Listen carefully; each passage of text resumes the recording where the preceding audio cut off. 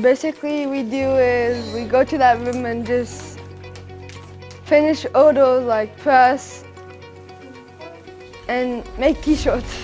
We launched Inclusive Prints in March 1st, and since then we have sold 119 t-shirts of our own designs. I am all about life skills for my middle school students in ILC, and so it's great because they're learning job skills. I'm good at peeling off the letters and make them into circles in the letters. The hardest part is trying not to do it really hard. We have a lot of students who just love this. They have built more confidence in themselves, knowing that they have made something from start to finish by themselves. And it's just wonderful to see their faces when I hold up their shirt and I'm like, you did this.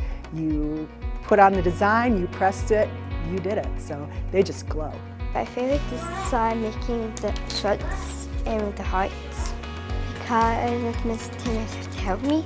The thing I get out of it the most is just seeing the excitement and just their smiles on their face, knowing that they can do this. They can have a job out there in the real world, and that's what I tell them every time they do this. I said, hey, you know what, there are people out there that have their own shirt shops that have disabilities. It's always fun because I like to do it. I have that mindset of they're here for 3 years and they're headed to high school, and although that seems like a long time too, that goes by really fast. And then it's the real world, it's real life. And I don't want my students to turn 21 and not have any idea of what it's like to have a job or to not feel that sense of purpose. And so it's really important that we start building those life skills in middle school. That's why we cook, that's why we have businesses like this, that's why we're working on social skills, because I want all my students to have a really fulfilling life after school.